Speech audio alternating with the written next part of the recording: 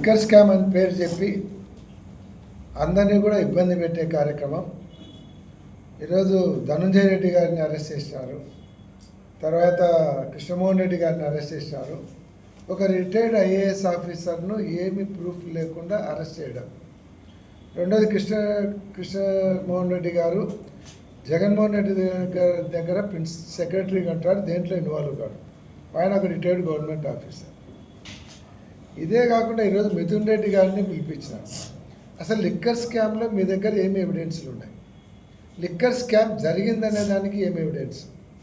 అంటే ఇద్దరు ఆఫీసర్లను బెదిరించి వాళ్ళతో ఒక నోట్ తీసుకొని, అసలు వాళ్ళు సంతకం పెట్టినారో లేదో కూడా తెలియదు, వాళ్ళతో ఒక అఫిడవిట్ తీసుకొని, ఒక రిపోర్ట్ తీసుకొని వాళ్ళతో బలవంతంగా సంతకం పెట్టించి అందరిని అరెస్ట్ చేసుకుంటూ పోతున్నారు.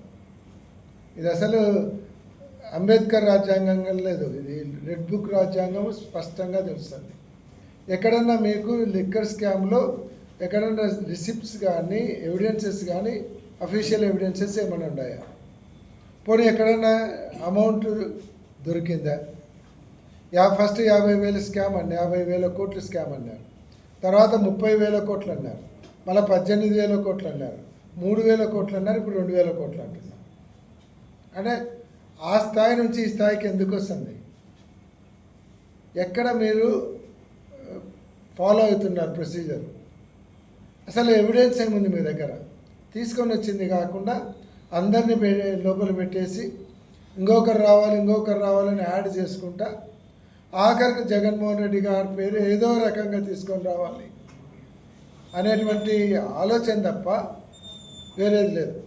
అసలు చంద్రబాబు నాయుడు గారే 7 కేసులలో ముద్దాయి కండి బెయిల్ మీద ఉన్నారనేటువంటి విషయాన్ని మర్చిపోయినారు. ఆ విషయం మర్చిపోయే వాళ్ళు ఏదో సస్వర్ల లెక్క మాట్లాడుతున్నారు.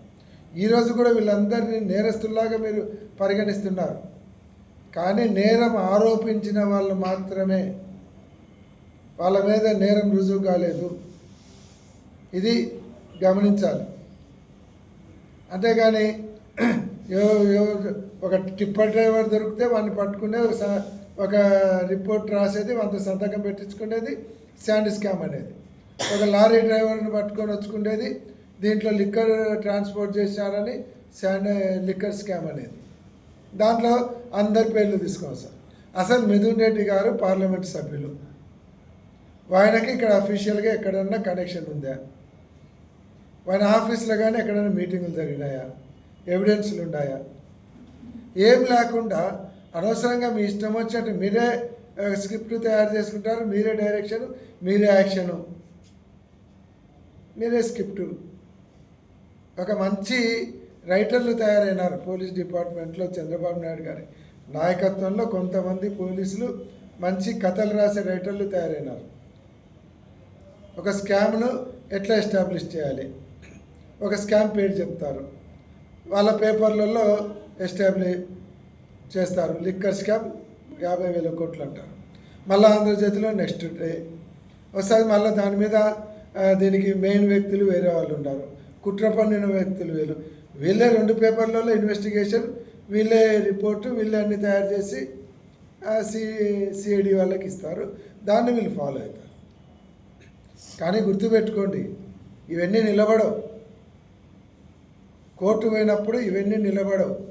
మీరు చేసేటువంటి ఆరోపణలన్నీ కొట్టేసినప్పుడు నేను పోలీస్ డిపార్ట్మెంట్లో ఎవరైతే దీంట్లో ఇన్వెస్టిగేషన్ చేసి కేసును రాంగ్ ట్రాక్లో తీసుకుపోయి అరెస్టులు చేస్తున్నారో, రేపొద్దున కేసులు కొట్టేసిన తర్వాత మీరే కేసులు పెట్టినారు కాబట్టి మీ మీద పరువు నష్టం దావా వేయడం గ్యారెంటీ. పరువు నష్టం దావా వేసిన తర్వాత ఆ డబ్బులు కట్టాలంటే అది కోర్టులలో ఉంటుంది. చంద్రబాబు నాయుడు గారు కట్టరు, లోకేష్ బాబు గారు కట్టరు, మీరే బాధ్యులు అవుతారు. దయచేసి మీరు అది గుర్తుపెట్టుకోండి. ఏదో కేసు పెట్టాము, కొట్టేస్తారు, ఉంటుంది అనేది కాదు. కొట్టేసిన తర్వాత పరిణామాలు వేరే ఉంటుంది అనేది డిపార్ట్మెంట్ వాళ్ళు కూడా గుర్తుపెట్టుకొని జాగ్రత్తగా వివరించాలని. ఇటువంటి తప్పుడు కేసుల సంస్కృతి ఇప్పుడైనా మానుకోకుంటే 29 తర్వాత సేమ్ సినిమా రిపీట్ అవుతుంది అనేది కూడా గుర్తుపెట్టుకోవాలని చెప్తాను.